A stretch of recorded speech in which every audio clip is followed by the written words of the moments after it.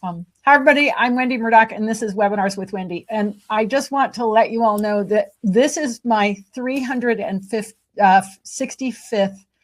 webinar. In other words, I have done one for every day of the year now over the past 5 years, starting in March 2020, just before COVID hit. It's also the 10-year anniversary of Surefoot. And so we're going to be rolling out some celebrations for 10 years. And so stay tuned for that. We'll let you know how that goes. Today, my guest is Jenny Hagen, and I met Jenny a while ago. Yeah, in Chicago, I think. Yeah, and Jenny is a veterinarian that lives in Germany, and she talks about hoof care, body work, and training, and how they all fit together to make a really healthy horse. So welcome, Jenny. Thank you so much for joining me today. Yeah, thanks for inviting me. I didn't know that it's such an important podcast with, how was it, 1 year and 10 years of Surefoot. So it's an honor. Thank you very much. Yeah, I didn't realize it. I just checked just now while we were waiting to get started, and it was like, oh, the last one was 364. So congratulations. Oh, good job. Yeah, it's really great to have you. I appreciate it because I know you're in Germany, and so there's a time difference and it's late for you. And so I really appreciate you joining me today. So Jenny, can you please give everybody a little bit of your background so they understand who you are and what you do? Yes, I can try. I'm a funny mixture, I think, because I had a long career as a scientist in equine biomechanics and orthopedics and motion analysis, but I was also always a farrier, and I specialized as well in different types of manual therapy and rehabilitation training. So my aim was always to bring everything together. So I wanted to make research with a practical approach, and I wanted to apply my research in my praxis, in my clinic work, and I wanted to, let's say, look at the horse a little bit more comprehensive. So that's why I made all the specializations. Maybe I was too lazy or not social enough to build a network, but I specialized in different, as I said, types of rehab and behavior and manual therapy and farriery, and I'm a vet, of course. Yeah. Well, but that's awesome because you're looking at the whole horse, not just parts of the horse. It was like a puzzle. It was a way. Yeah. So I started as more or less parallel as a farrier and vet, and then I had more and more questions also with the research, and then I built up my whole setting. Yeah. So Jenny, I always like to understand how my guests get where they are. So did you have horses as a child? Like, where's your horse story start? So it's my mom's fault.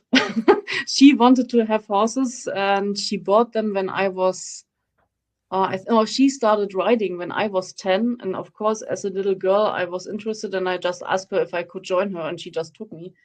And I think it was always her passion, but I somehow learned to ride, and I liked it. And when I was 14, she wanted to have own horses, and she bought them, and they were really challenging. So she bought really young geldings. They were really bad in the behavior, not really educated. So we had a tough story with them. It was a good school for learning, I would say, as a young girl. Yeah, well, and then since then we have them. The oldest is still on the paddock. It's now 30 something to 32, I think. Yeah, that was my horse story. My mom's fault. That's fantastic. So you rode your mom's horses, and then your schooling system is different than ours here in the States. So like you have, what we have is high school. And then were you already looking into becoming a vet at that point, or what? Yeah, I have to say my parents were kind of vets. So in the GDR, so in the past, there were a profession called veterinary engineers. So it was a kind of bachelor degree of veterinarians, more or less. And after the wall came down, this profession was completely deleted. But when I was young, they were still in the practice. So I always had contact with vets, with my parents, with their work. And since I can remember, it was clear for me that I want to become a vet. There was no other option. A lot of people tried to convince me to become something different, but there was no chance. So where did you go to vet school? To Leipzig. So it's a university more or less in the middle of Germany. We just have 5 in the whole country, and this was the closest. And my parents came from Leipzig. We don't live there anymore, but I had a kind of relation there, and yeah, I wanted to go there and had good grades, so I could choose, and I went to Leipzig. Yeah. Nice. I'm curious about do you know anything about the American system of becoming a veterinarian? A little bit, I think. I mean, I think it's quite similar. I mean, you also have to make the kind of high school, and then you go to college, I think, and then you can study veterinary medicine. I think you have half a year longer than we have. Oh, I okay. would say. Yeah, I think it's quite similar.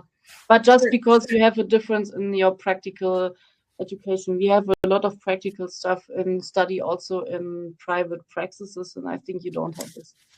Yeah, I think the practical stuff is something that could be better. I mean, it's just different. Yeah, I know. My former boss, Professor Milling at the Leipzig University, came from Canada. And since this, I know a little bit how it works there. So you have advantages and disadvantages as always. Yeah. And of course, you specialized in horses.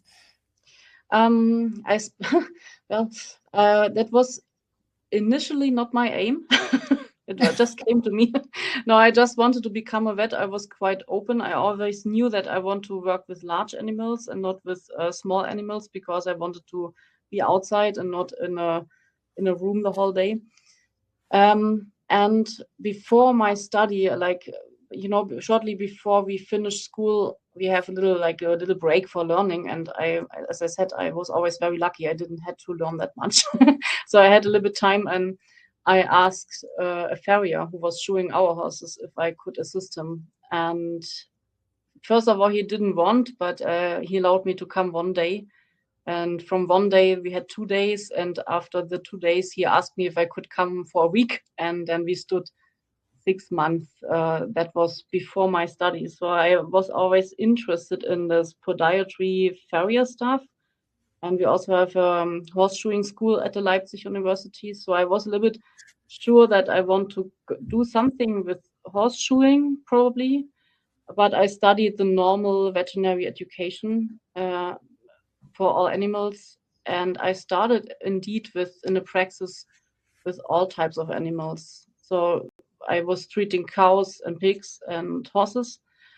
But it was a limited position because somebody was pregnant and I was just a substitution. So somebody offered me at the university to make my doctoral thesis. So I went back to university and got access to research. And I did my doctoral thesis. And when I finished, I went to South America for 4 months. And when I came back, there was an Argentinian farrier who wanted to make a study about hoof trimming. And since I was speaking Spanish, I was somehow educated in horseshoeing and trimming. This was my first project. Oh, this is so interesting. So what was your doctoral thesis? That was indeed about cows. The doctoral thesis were about cows, but that was actually just an accident. So I was already working at the Veterinary Institute for Veterinary Anatomy and had some horse projects already there. And it was also shortly after my doctoral thesis that I joined the Horseshoeing School. So I don't know why. It was just a good offer from the professor for cow medicine, so I took it.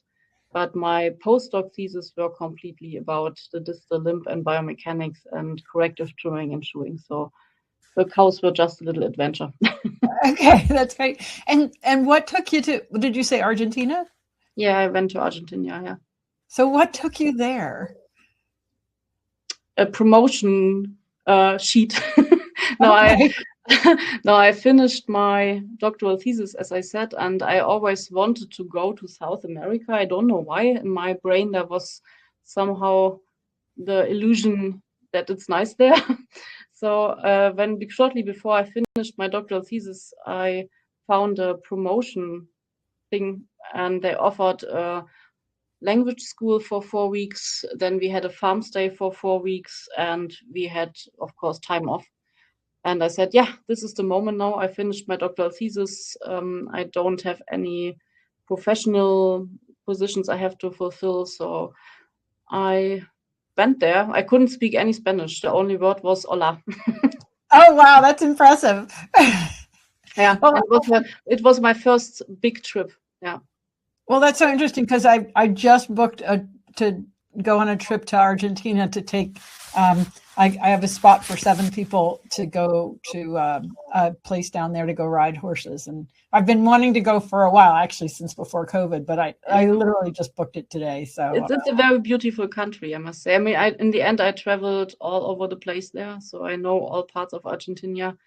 And it was a very special experience because the farm stay was at a very poor family. So they had not a proper house. So there was not really electricity, or the water was just a spring behind the house, or they had not really a roof. Or it was special. So I got really humble about things you need and you don't need.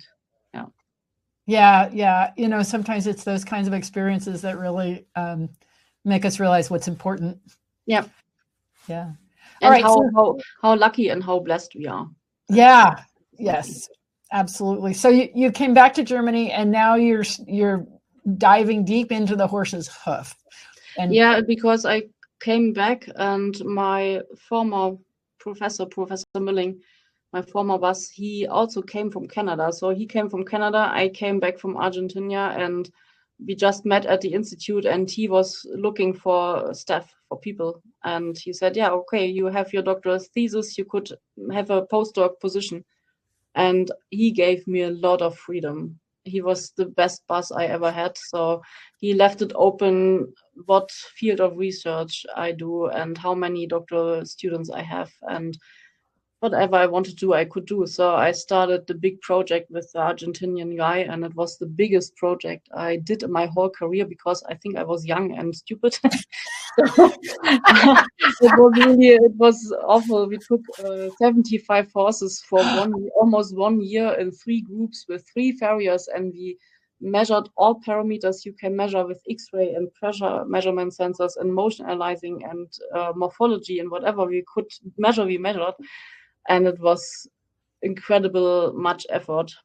So that was really the biggest one I've ever did, and maybe also the craziest one. But that was the first big success, I would say. Yeah. Wow, that's okay. So I have a master's degree, and I've done some research, and I have people that come to me that want to do research on Surefoot, and 75 horses just sounds like.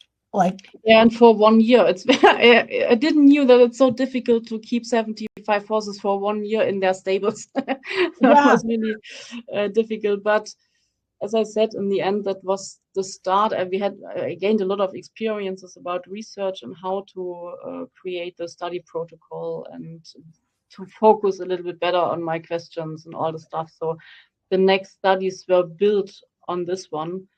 And I had to make a lot of contacts and network with the study because we had a financial support, but it was my task, of course, to get the money for the project. And the problem was we had the money for half of the project, like 6 months or something, but not for the rest. But we wanted to continue. So I was speaking at all different little congresses or workshops or seminars to convince people to support us somehow, or I spoke with all companies or the whole industry just to get money. But it forced me to create contacts, and I still have contacts from this time. Yeah. Oh wow! And you managed to raise the money. Yes, we did. We completed the study. Yeah. So what was the major takeaway from that study? I mean, I know was a lot, but what would you say is the primary takeaway? It was like the focus was on how different trimming methods affect a motion pattern of horses, the phalangeal alignment, and hoof morphology.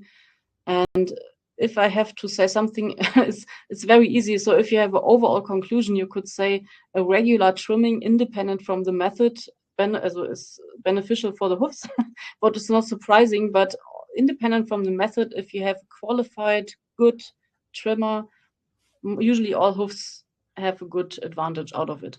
And the next is that you can't say this method is good and this method is bad. All methods have an impact on the hoofs and on the horse, and it's case related if it's a good or bad impact. And it's, I think, the professional responsibility of the trimmers to know which method would fit to the individual horse. Yeah. So you can't, I really want to say, you can't stick to one method of trimming for all different types of hoofs and horses. Yeah. So I think a good trimmer or farrier knows a lot of different methods how to trim hoofs, and he or she can select the best fitting for each individual horse. Yeah. I think that's fantastic.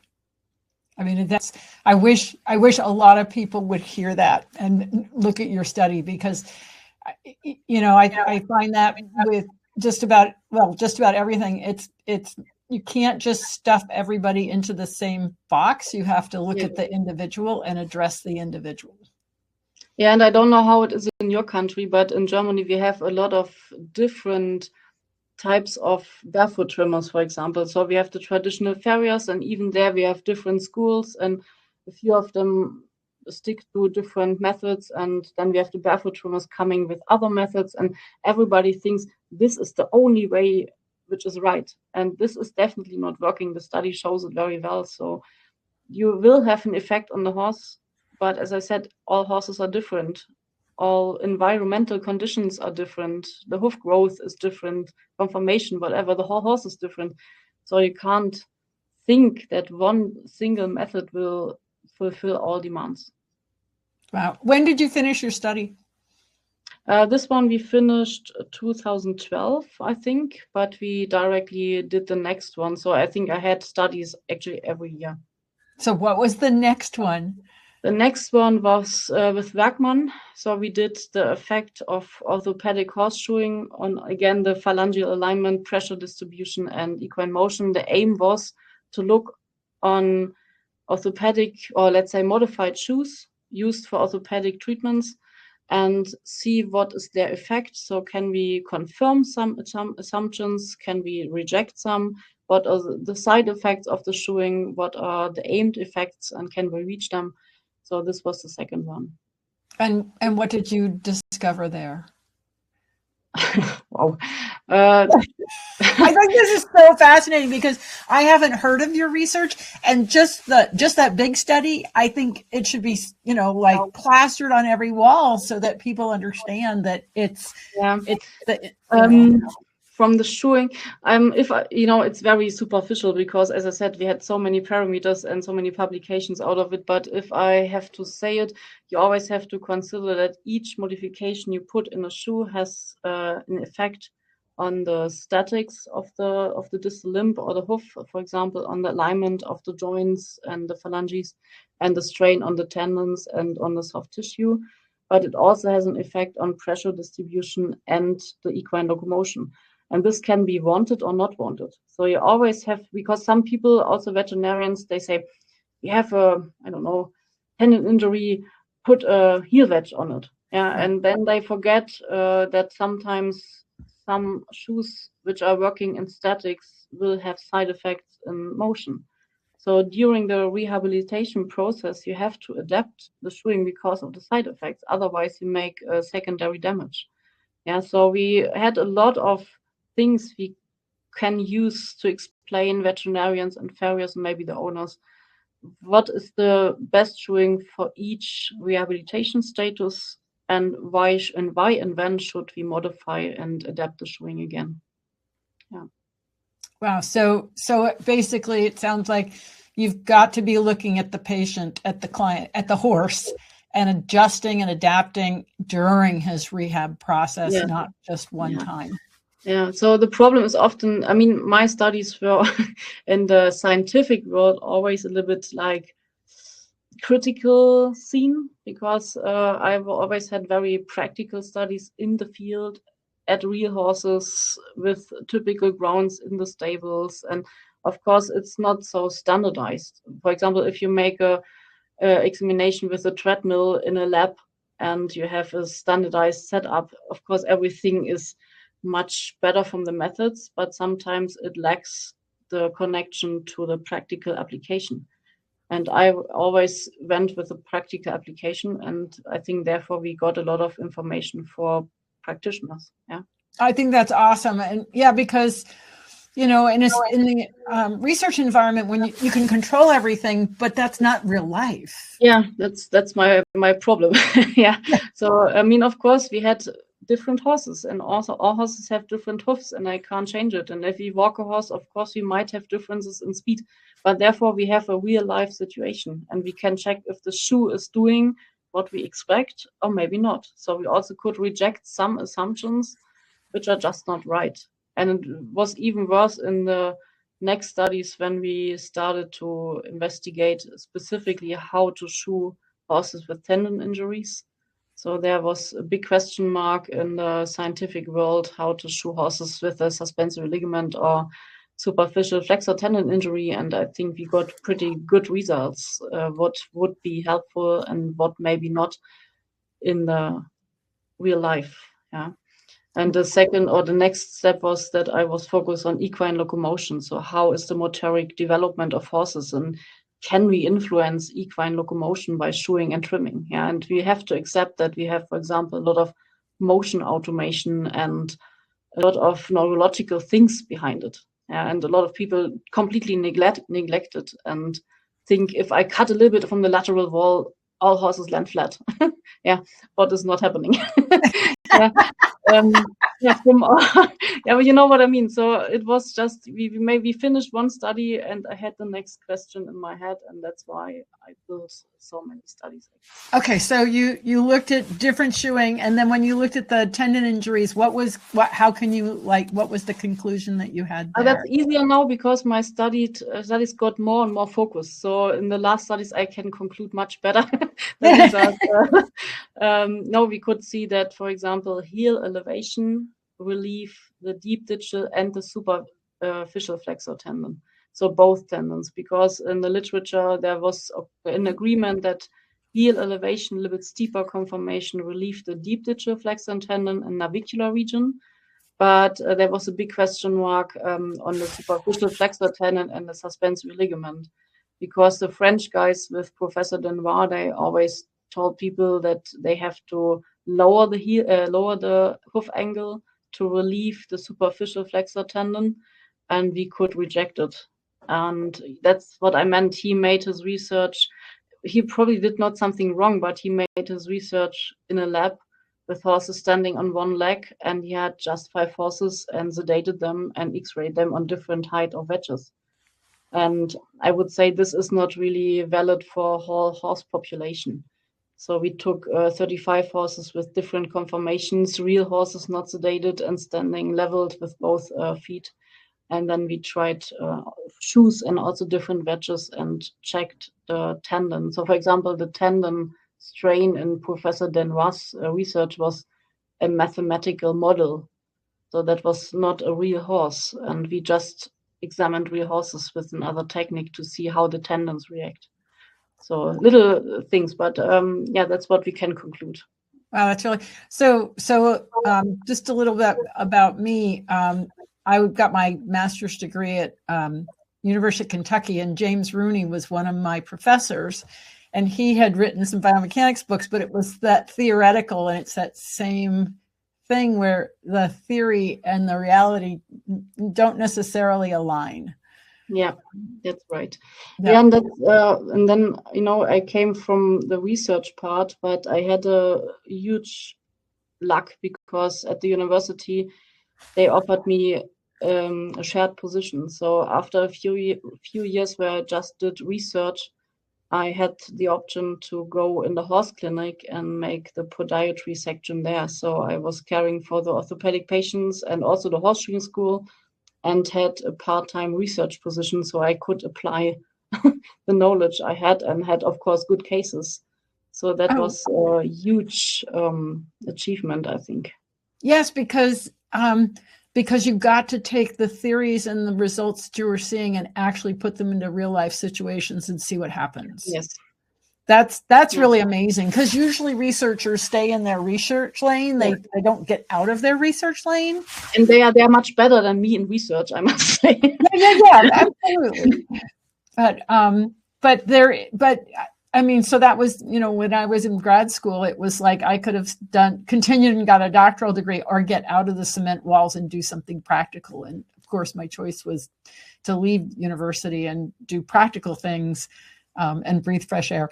Yeah, as I said, I had the big advantage that I always could have some clinical work. And I think I also started after work already with a few private clients. So I had some patients and clients in the field. So how long were you in research then? In total, with a shared position, 11 years. Wow. Yeah. Yeah. So what took you out of research and more into the field? Well, we have in Germany the system that your positions are limited in time. So I did my postdoc thesis, so I reached the highest academic degree you can reach in Germany. So I had a professor status actually, but you can't stay at your home university. So after, I don't know, I think 13 years, after 13 years, you have to leave anyway. So your contract will not be longer. And there were two universities who headhunted me. It was Vienna and Munich. And I didn't want to go to Vienna and Munich because there was no option to have a shared position. I could have a professorship there. I could have an own institute, but I was hired for research. And there was no option to do my practical podiatry farrier stuff. And I didn't want this because I did my farrier education with all the courses and certifications, and this is in a 2.5 years certification during the time at the university, and I didn't want to waste it.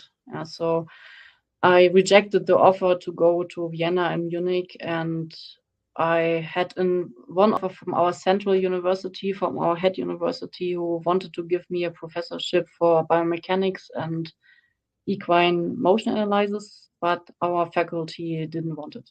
So that was the moment where I said, okay, I can't develop further at university. So it was a kind of dead end. And I decided to try my own business. But I didn't really stop with research. My last doctoral student finished this year, like 1 month ago, or last year, like December. But I have small projects running with a few other people. So I'm not completely out of research, but I make small projects and, well, things I'm interested in. And I had a little bit more freedom to develop in a direction where I wanted to go. For example, manual therapy techniques and rehab training and all the stuff and behavior. Yeah. So, okay, so you've done your research, you've got your Hoof degree, and you're going on your own. And then what drove you to start adding in manual therapy and the other things that you have been studying? I was bored. I know. In 2018, that was a year where I graduated with finished a lot of exams. So I did my veterinary specialization in equine and in veterinary anatomy. I finished my farrier education, and I did my postdoc thesis. That was 2018. And 19 was the year where I said the university couldn't really offer me something. And I was like, indeed bored. It was like, what shall I do? And I really wanted to make some more exams in something. And I had a good friend. She's in the biggest clinic and horse clinic in Germany. And she's head of the rehabilitation and sport medicine section there. And she said, try it with chiropractic. I said, okay. So I did my chiro course the year before I left university. It was a 6-month course, I think, and I did it next to my work. So the weekends and my boss was again very nice. I could take my holidays and go there. So I did chiro. It was a start, but I was not satisfied with the technique alone. So I recognized very fast that it's a nice technique and you can achieve something. But I missed, for example, the soft tissue approach and the more comprehensive things. So I did osteopathy afterwards.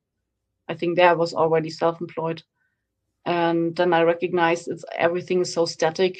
So I started to make a training in myofascial techniques, and then I did the motion thing.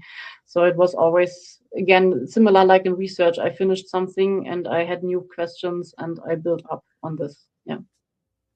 Okay, so that was 2019. What did you do during COVID then?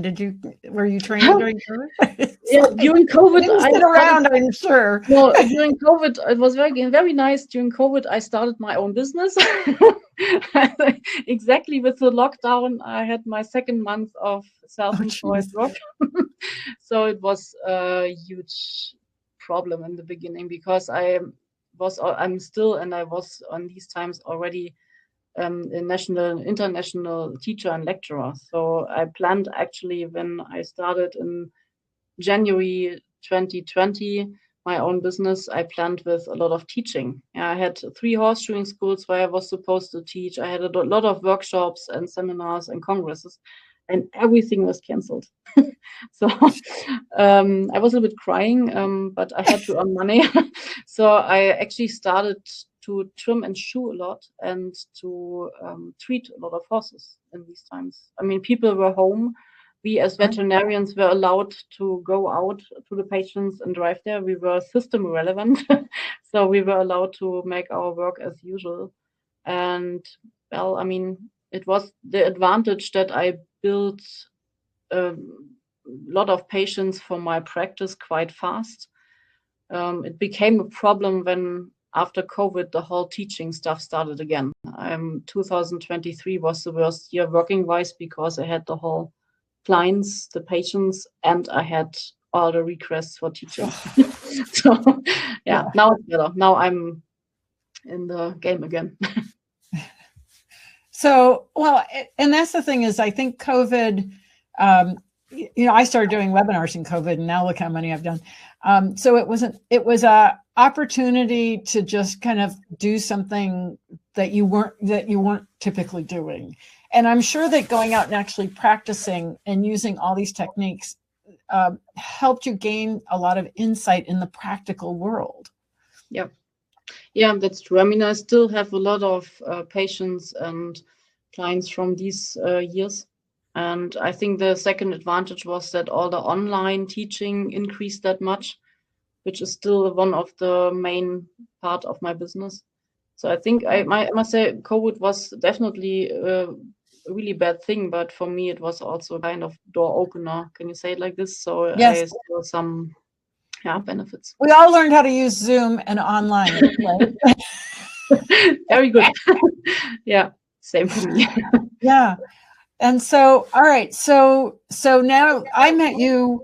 Well, this year we were at Alicia Harlow's. I've forgotten the name of what she called that conference. Yeah, yeah, we are very good, huh? Yeah, I was at so many conferences. I forgot it as well, but it was a nice conference anyway at her place. It was, and that's I met you at the PCHP a couple of years ago, and then we got to reunite at Alicia's. Alicia's the Humble Hoof, for those of you who don't know, and she will be on this month as well on a webinar. And it was really interesting to listen to you and to watch you work. And I think that, if you were to talk about, how can the average horse owner, or what does the average horse owner need to pay attention to, or what can they do to assess or evaluate, or even just understand what your work brings to horses? Yeah, I would say the most important thing for the owner would be to recognize the signals of the horse, because a lot of people, they are really blind. They can't really evaluate their horses critically, so they are always a little bit biased. Yeah, I can understand it, but a lot of people, I think, at least my clients, so I don't work for high athletic sport horses, so I don't have them in my area. Sometimes if I go abroad, I work for them, but my routine clients are normal horse people, I would say. Yeah. So, and I think most of them don't harm the horse because they want it or they know it. It's just because they miss the knowledge and the sensitivity to see the signals the horse is giving. For example, how is the face looking? How is the horse interacting with me? Why is it always resistant in some riding exercises? Yeah, these signals people have to recognize and have to gain the knowledge to understand their horses. And then you can build up with them a plan how to improve the situation. So, for example, I have one stable I work quite close. The stable where I learned riding, I'm still there, and we have a little academy, and we make like layman education, like for the owners. And it's very important because some of my owners come there, and I really recognize that they have a better understanding of their horses, and they are much more sensitive to see if something is going on, and they have to call me for the hoofs or for the training or for whatever, back pain. Yeah.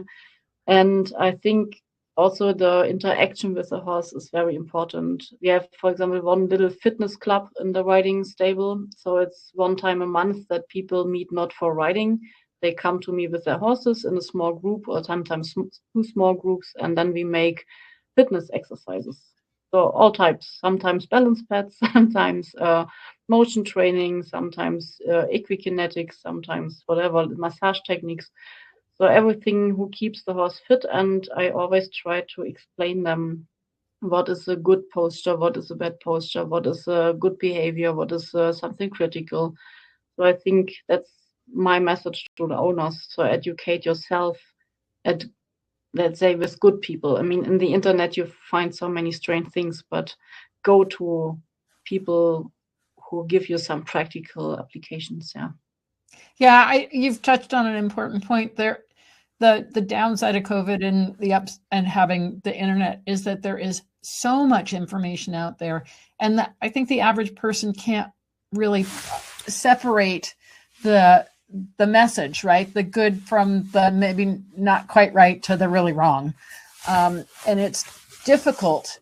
It's difficult. You know, you get flooded. You ask a horse person or a bunch of different horse people a question, you get all these different answers.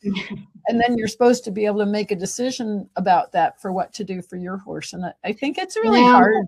But sometimes I have the feeling that horse owners, with all information, it's not just with horses, but people always try to get the information which how do you call this, fit to their own opinions. You know what I mean? So, yeah. Sometimes I have the feeling that horse owners just look at the content or the webinars or the whatever social media stuff, which is fitting to their own, daily life and assumptions and thinking. So I think anatomy, for example, is an objective thing. Yeah. So we can't neglect anatomy of a horse or the physiological demands of a horse. Yeah. So if somebody tells me we have to make rehab training with a very upright position of the head and neck, then I think, wow, that's a very interesting thing. Yeah? And then they say, I saw it in the internet. I say, yeah, well, maybe you can't write in a different style. Yeah? So it's sometimes a little bit difficult. And I always, when I talk to the owners, I think I'm quite nice to them, but I always try to explain them that we have some facts we can't neglect. So they have to understand how horses function. And I don't want to say this is a good training method. It's the same with the trimming methods. Right. Same with riding. It's the same with body work. It's the same with rehab training. We have a lot of different options and methods and techniques to do something with a horse. But in the end, it's always coming down to anatomy, physiological demands, and behavior. And it has to fit to the patient and the person. Yeah. So if we have some freaky, fancy, whatever people on the internet who think they can solve everything with one technique of training or body work, it's just stupid. Yeah. And do you think that the average person really doesn't understand equine anatomy? Let's say, in my experience, this might be that your clients are better, or that your horse people are better than my horse people.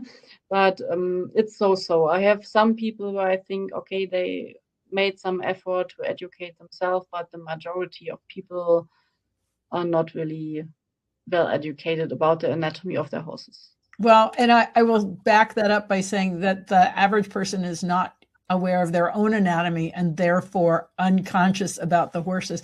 Yeah. I mean, the number one thing I teach is where your hip joints are. Yeah. Right? Yeah. And it doesn't matter what country, where I am, what language we speak or anything. It's people don't know their own body. And then of course, they're not going to know their horse's body. And this is something boring. It's always nicer to watch somebody on YouTube who perform fancy whatever training than just making the effort to look at the anatomy of the cervical spine at a horse, or on the thoracic part, or whatever, or on the sacroiliac joint. So if you don't know this, I mean, people can tell you everything. That's what I meant. Yeah. So in one point, everything is going down to the, as I said, anatomy, physiology, behavior. Yeah. So, and if you understood this, I think then you could better judge this is maybe a good content in the internet or maybe not. Yeah. Well, I happen to love anatomy, and I've studied it in human and horse for a long time. So it's the one thing, like I said, it's the first thing I teach people is where their own hip joints are. And then it's always fun to ask them where the horse's hip joint is. Yeah, same. Yeah. So, but, I mean, it's not my aim that all owners know exactly where is each bone and joint and muscle. Yeah. So they don't have to remember all this, but they have to understand some biomechanical functions. And if they just remember what is a good posture and what is maybe a pain signal or what is maybe harmful for the horse, I'm okay. Yeah. So in my fitness club, there's one, for example, or actually two, there's one little bit older lady and one little older man, and both with their own horses. And they are not really good in remembering things. So they always forget everything. Yeah. But they improved so much in the interaction with the horse and the feeling for the horse. And they remember the exercises quite well. I mean, and if they just remember, okay, this is a good exercise for my horse, and maybe they forgot the reason, yeah, I'm also happy. Right. Right. They don't have, it's like kids, they don't have to know the why. They just, that this is what it is. Right. Yeah. It's so when you talk about physiology, can you clarify what you mean? So we understand anatomy. What do you mean when you say physiology? Very simple. I just mean the physiological demands of horses, so that it's an animal made for locomotion. I think this is completely underrated. Yeah. So in particular at the owners, from the owner's perspective. So for example, a lot of owners complain about poor hoof conformation, and maybe that shoeing decrease the elastic deformation and the blood circulation in the hoofs of the horse. And then the horse is standing 22 hours in the box. So what are we talking about? Yeah.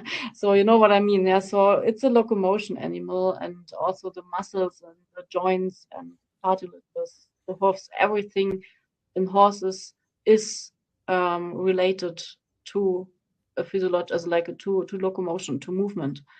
And our horses, I know I'm not dreaming. Yeah. So our horses in the modern keeping don't have the amount of motion they need. We know this, yeah. And some people can't change it. I mean, if I have a horse in a stable, yeah, so if I have to bring it there and I can't bring it to an open stable or to a activity, how do you call this? What is Alicia doing? The track system. Yeah, the track systems. Yeah, that's the name. Yeah. So if you don't have it, you can't change it. Yeah, but I want that people are aware, at least, that, for example, horses in boxes don't live a physiological life. Yeah, and it brings problems. And horses are social. Horses need mates. They can play and communicate. Horses need just a certain amount of food, and they need a special type of food. Yeah, so with fibers. Also, some people don't understand it. Yeah, or some people don't know that that horses have to sleep and have to lay down. Yeah, so it's very simple things. But if you go through the stables and if you make the evaluation of the horses, you see more and more, at least in my practice, that the physiological demands are not fulfilled. Oh, wow. Yeah. And I've been to Europe, and the space is so limited that it's, like here we have more space. So horses, at least where I live in Virginia, most horses live out. They live in fields and paddocks and track systems and that sort of thing. But in Europe, the space is so limited. Yeah. I mean, I have good stables where they also can go out for a lot of hours a day, and some of them are also these open stables, or some of them have a track system, but it's so. So we also have the typical traditional stables where they are, in particular in the sport rider world, where they're in boxes for 20 whatever hours and 1 hour in a paddock. Yeah, and that's the show world here. That's very true in a lot of stables. And then when you talk about behavior, what are you talking about there? I use it mainly for the interaction with the horse and to educate owners. So I just did this education. That was my second last one, I think. I did it because I recognized that I learned a lot about rehab training, but I had the problem that sometimes the owners could not really work with their horses, because if they are on the ground, a lot of rehab training is on the ground, or from the ground. And if you have an owner which is not able to guide the horse and give some leading and some, some security for the horse, it's very difficult. For example, I had an owner, she told me 3 weeks she can't bring the horse on balance pads. 3 weeks, yeah. And then I had a seminar, or a webinar actually, about balance pads, and I thought, I need some pictures with the horse scared from balance pads. So I went there with my balance pads. I wanted to make some pictures from the horse scared from the balance pads. After 5 minutes, the stupid horse was on the balance pads. So, no pictures for me, but I had the proof that it's a kind of communication issue between the owner and the horse. And then I did educational training about equine behavior, communication, and learning. And it helped me a lot in my own work with the horses, but it helped me also a lot about to explain the owners how horses interact, how they reflect different situations, how they communicate, and how people should react. Because honestly, people often don't know it. Yeah, it's their little puppy, it's the pet. Yeah, they want to hug it, whatever. Yeah, and often they can't. They can ride them often, but on the ground, it's usually very difficult. Do you think that's just because we've moved away from horses being more service animals and more into recreational animals? And in my area, we have my old farrier boss said to me one day, we have a lot of people with horses, but very few horse people. Yeah, so so this is, I think this is true. So I would say the majority of my clients are women, more or less between 40 and 55 or something, and the kids left, and maybe the husband is boring and they need something in their life. Yeah, so, and they are somehow horse addicted, and they miss a lot of professional distance and the education to make let's say animal correct communication and treatment, and also keeping of the horse.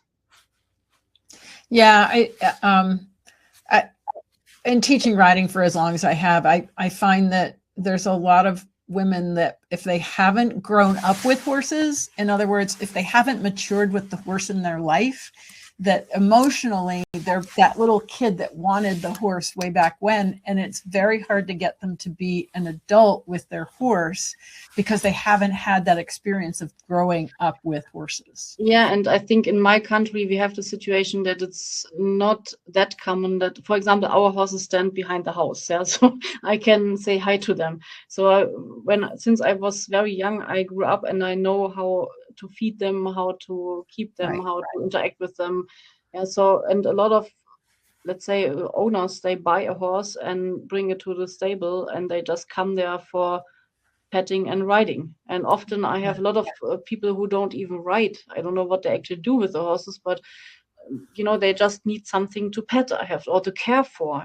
Yeah. Sometimes I have the feeling they don't want that the horse is sound because then they have to ride and they can't really do something for them. So I think this is a problem, this emotional, I don't know,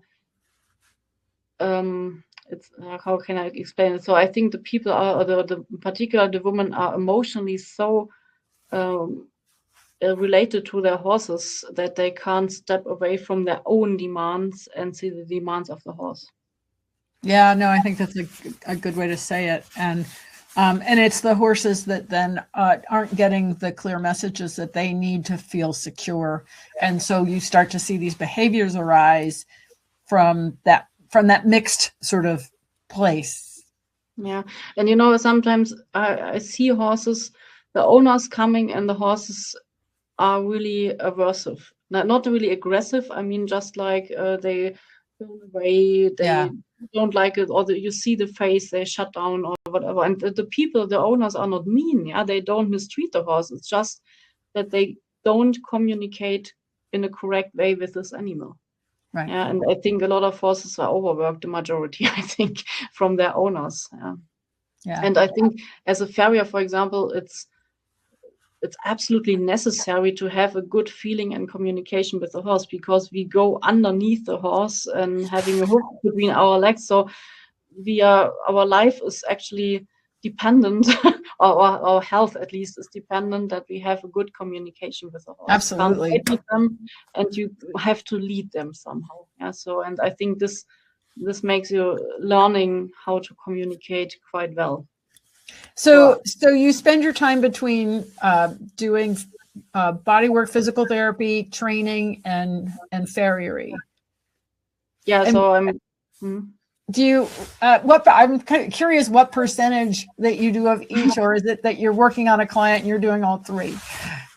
Usually, let's say I have to say it in weeks. Yeah, because my routine is I have usually 3 planned. Yeah, like if it's all going like I have planned in my schedule, then I have 3 days at horses, 3 full days, and these 3 full days are usually until midday or early afternoon. I do all the podiatry stuff that can be gluing, shoeing, folds, laminitic courses. I have some routine clients which are more or less stable. Yeah, so but everything related to the hoof.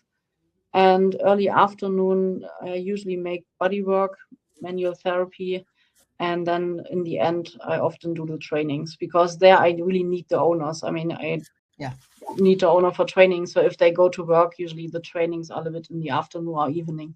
So, and then I have 2 days, either office work or I go lecturing somewhere, 2 or 3 days, depending on the trip. So basically you kind of space that, like you've got the shoeing and then and that's kind of the order of things too, right? The shoeing and then the body work and then the training. Not on the same horses. So I usually don't do the shoeing and then the body work, because I mean, you have the horse already standing there like 1.5 or 2 hours for the shoeing, and then it doesn't make sense. Yeah. So got it. Different horses. So usually most of my clients, I shoe and I treat them and I train them. Yeah. Not all of them, but a lot of them, but not in the same day. Yeah. So I meant, as I said, I have the clients for shoeing in the morning, then I have different clients usually for body work and different clients for the But training. That's not a bad way for people to kind of look at, like, take, hoof care or that general thing, and then some body work, whether that's, some basic stretching or using balance pads or whatever, and then the training. I'm trying to say, like, for the average person, that's not a bad idea to have kind of a routine that's similar to that. Obviously, they're not going to be shoeing their horses. But as I said, I don't have everything in one horse at the day. No. I understand that, but I'm just thinking for horse owners, like if we were to talk to a horse owner, it's thinking about these 3 things, these 3 blocks, as a way to think about but that's just because I bring it to them. Usually, I must say the majority calls me because of the hoofs. Lameness or hoofs. So one of these, yeah. So either they call me for making a lameness examination, or they call me because they are not satisfied with the hoofs or the shoeing or the trimming or whatever. And often I come there and I make the evaluation, and it comes out that the problem is actually a little bit bigger, and we have the hoofs just as a symptom. And actually the problem is in the muscles or the back or the whatever, riding or training. Yeah. And what percentage of your calls are that kind of discovery? Most of them, actually, I would say. I mean, if you would yeah, I would say 90% of the horses where the owner calls me for hoofs have something different or have something else, depending. But often it's like I make the hoofs nice and fine and I solve the problems in the feet. But I just continue with them if they agree to make also body work and maybe training. Okay. All right. No, that's really interesting. Yeah. If they say I'm not interested in the back of my horse and on the training or the muscles, and I don't care if they are hypersensitive in the saddle area, I make maybe a recommendation and I say, okay, I can call your home farrier, your former farrier, and we make a shoeing plan, but then it's not my client. So in the moment, I just also take new clients if I am allowed to see the whole package. And it doesn't mean that I don't make body work every 4 weeks. Yeah. So in some horses, yes, and some horses not. Sometimes I go there 3-4 times for trimming or shoeing, and then the next time I make the treatment. Some depending on the disease, on the rehabilitation status. So it's important to look at the whole horse. Yeah. Because that was frustrating in the very first years when COVID was this time. So I was shoeing and trimming a lot, but I saw more and more that actually the hoofs are not the biggest problem of the horse, or as I said, they are just the symptom carriers. And this is something we should definitely also say to the owners. A lot of farriers, they're really shy and they don't want to tell people that their horses have back pain or that they are too fat or that they, I don't know, have other problems. Yeah. And then you always run behind, and people think the farriers are the only responsible people for the hoofs. I mean, this is not true. Yeah. That's a really good point. That's a really good point. So if you were to give people a suggestion, one thing they could do to improve their horse's life, whether that's, what would you say? I don't want to. So like again, what's a suggestion that you could give to the audience that one thing they could do to just start them on this process? The owners or themselves?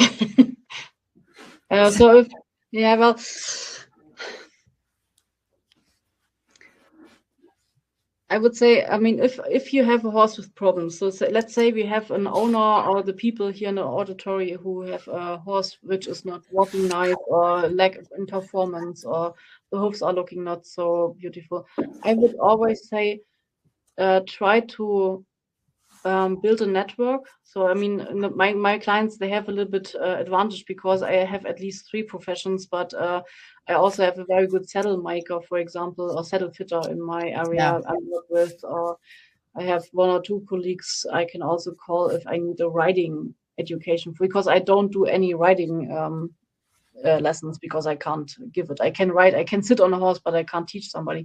So, but if I would give an advice to improve the situation of horses, I would say step back, try to make an objective evaluation and trust the opinion of a certified professional and try to build a good network. So don't go to 3 vets and 4 farriers and 3 body workers. Yeah, try to find a good network, which maybe also where the people collaborate with each other and then stick to them and work with them, I would say. Yeah, it takes a village, right? Isn't that what we say? It takes a village. Yeah, but you know, if you have, for example, if you have a farrier, of course the person might make mistakes, but you can talk about it. Yeah. The same with a trainer or a body worker or maybe the saddle fitter. So I don't like the people or the owners who tried 3 different vets and 3 different farriers and they are never satisfied. I think you have to grow together. Yeah. And you have to accept in one moment that people tell you something you don't want to hear, but maybe they are right. Yeah. So, yeah. Well, Jenny, it's been a pleasure talking to you today. And I really appreciate you taking the time to come on webinars with Wendy and talk with me. It's great I just love it because I get to know people so much better and kind of dive into their background. And I didn't realize that you had done so much research and that research is applied, which I just absolutely love. I think that's fantastic.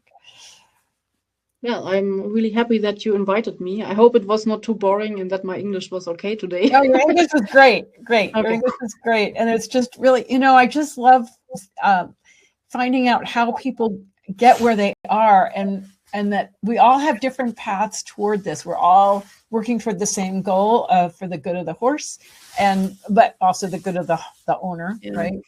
But maybe something or one thing more. So I would say, don't take everything also for the owners. Yeah, sometimes don't take everything too serious. Yeah, that's because I don't hyper focus. That's maybe also a message, because I have a lot of owners that hyper focus on the little flare on their hoofs, but they oversee that the horse is in a very critical body posture. Yeah, so try to, as I said, be a little bit open. Don't overestimate your own impact and the impact maybe of the others. So it's a horse and it needs a good environment and a good keeping. Great. Well, thank you so much for joining me today. I really appreciate you taking the time. And I really hope to see you. Yeah, this year I'm not traveling to the US, but next year I will be. Okay. All right. We'll see each other next year. Exactly. Take care. Take care. Bye-bye. Bye.